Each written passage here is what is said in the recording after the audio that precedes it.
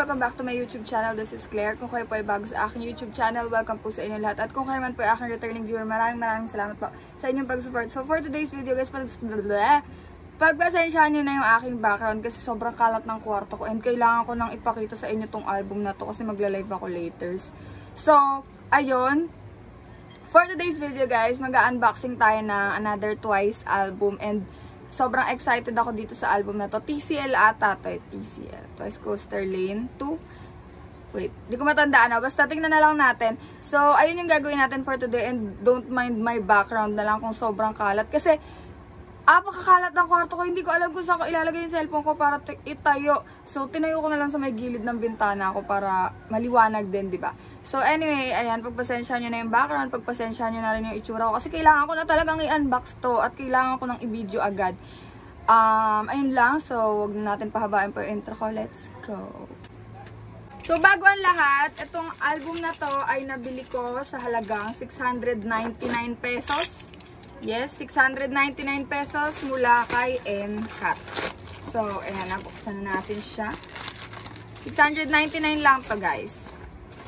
Ayan, naka-carton siya, tapos naka-bubble wrap sa loob. Ang galing naman yung Incot magbalot. I love you, Incot. I love you, Incot. Bestie, oh, ayan. Oh, naka-carton siya sa loob, tapos, ang dungis ng itsura ko. Ang dungis din ng kwarto ko. Sensyahan nyo na talaga guys, ha? Sana, huwag niyo ako yan, subscribe. Anyway, happy 2K sa atin, guys. Happy 2,000 subscribers sa atin. Sobrang saya ko. Hindi lang halata, pero masaya ako na naka-reach na naman tayo ng another mile. So eto na, buksan na natin to. Paano ba tong ano na to? Salamat nga pala sa 2,000 subscribers.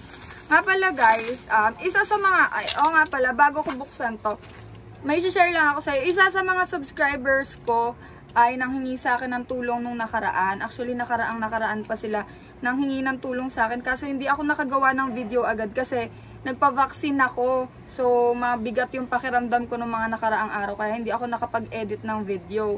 So, ngayon, isisingit ko na lang yung hiningi nila ng tulong. So, nanghingi kasi sila ng tulong about sa tita nila na nasa hospital. Ito yung tita nila na nasa hospital. Kasi, sobrang tagal na daw dun ng tita nila and kailangan nang lumabas as soon as possible kasi habang nandun siya sa hospital, nadadagdagan yung bills ng tita niya and lumalaki ng lumalaki. Kahit ako nagulat dun sa bill kasi grabe 200,000 na. Grabe 200,000 na talaga yung bill. So, ayun. Eto, papakita ko sa inyo. Pa-flash ko na lang sa screen. Pero ayan si Kuya Carlo yung nag-message sa akin. So, ayan, sa mga nanonood nitong vlog ko, kung may kakayahan kayong tumulong, kahit piso lang sa GCash nila, kahit piso lang, sobrang ma-appreciate na nila yan at sobrang laking tulong na sa kanila yan. Ito yung kanilang bill sa hospital, 206,665.9 pesos. Ayan. So, ayun, ipa-flash ko na lang sa screen yung details ng GCash ng kanyang tita, ng mga kamag-anak niya, and kung meron kayong kakayahan para makapag-donate, kahit piso, sa GCash, kahit piso, makapag-send kayo, malaking bagay na yan sa kanila, malaking tulong na yan, kahit piso lang talaga, makakatulong na kayo. And kung wala naman talaga kayong kakayanan para makapag-abot ng tulong, pwede kayong mag-pray or pwede nyo i-share sa friends nyo, share nyo sa family nyo na baka mayroon kang maitutulong dito sa ano na to, gantong ganyan. Share nyo lang. So, ayan, ipa-flash ko na lang yung details sa screen and sana makatulong tayo pare-pareho. Kahit maliit na bagay.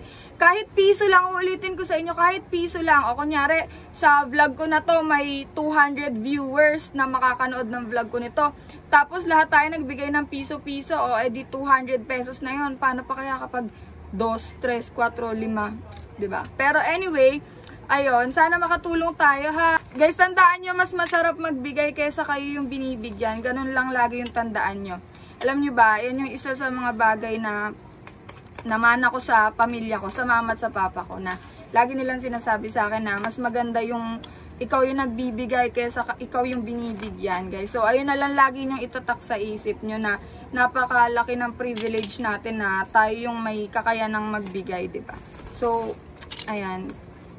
Sana matulungan natin yung family ni Kuya Carlo. Well, anyway, buksan na natin. Papasensya na naparami na yung daldal ko.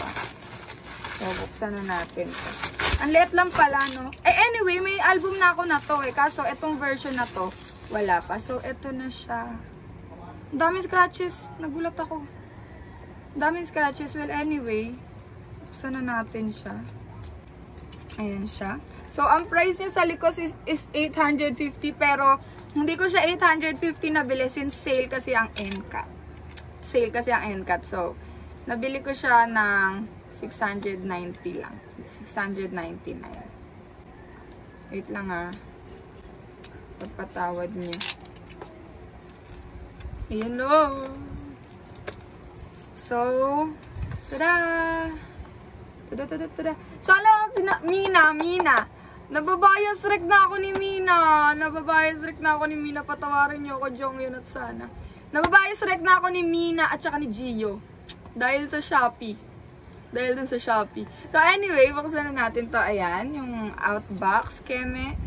Transparent yan. Pati yung likod niya transparent. Ito yung likod niya. Ito yung harap niya.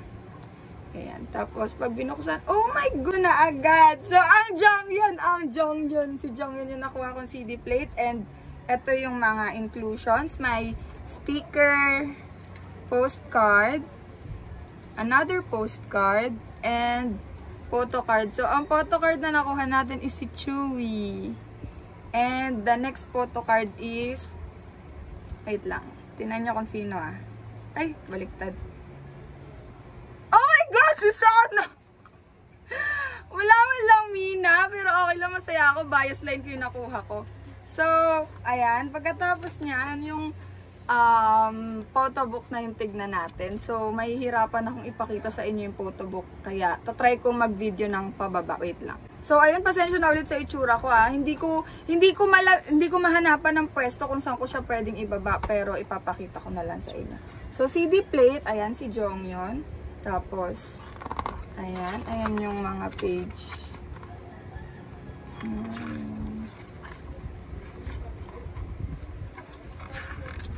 Ang hirap, des.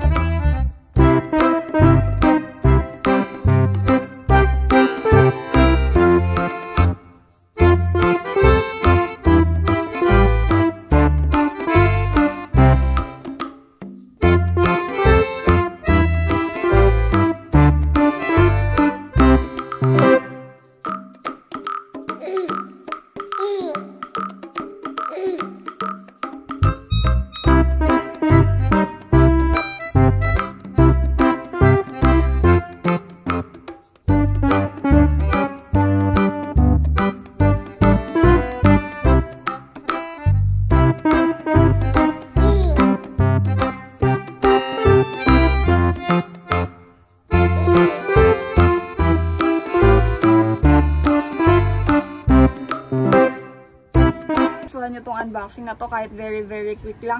Nagulat lang ako sa album kasi may scratch siya. I don't know why, pero pagkabukas ko pa lang, Ang dami niya ng scratch. Pero dahil kasi siguro sa lalagyan. Kasi, ewan ko. So, ayun. Thank you guys for watching this video. Hope you guys like it. Pasensya na ulit sa background ko. Ang dugyot ng paligid ko, diba? I hope you guys like this video. Please like, subscribe, and click the notification bell para updated kayo sa lahat na uploads na aking YouTube channel. Happy 2,000 subscribers sa atin! And, ayan, sana maalala niyo yung sinabi ko kanina na sana isipin natin lagi na mapapalad tayo kasi tayo yung tumutulong, tayo yung may kakayanan magbigay. Yan lagi isipin nyo. Sana makapag-send kayo kahit piso dun sa GCash ng kamag-anak ni Kuya Carlo ng ka-schoolmate ko dati sa Santo Cristo, sa Bulacan, dito sa Bulacan. So, ayun, sana maasahan ko kayo at matulungan natin makalabas na yung tita niya sa hospital kasi habang tumatagal every day by day nadadagdagan yung kanyang bill sa hospital, kaya habang tumatagal mas lalaki yung bill, kaya sana habang maaga matulungan na natin si tita makalabas. And ayun. So, ayun lang guys. Thank you guys for watching this video. Hope you guys like it. Please like, subscribe, and click the notification bell para updated kayo sa lahat na uploads na aking YouTube channel. Bye guys. Thank you guys for watching.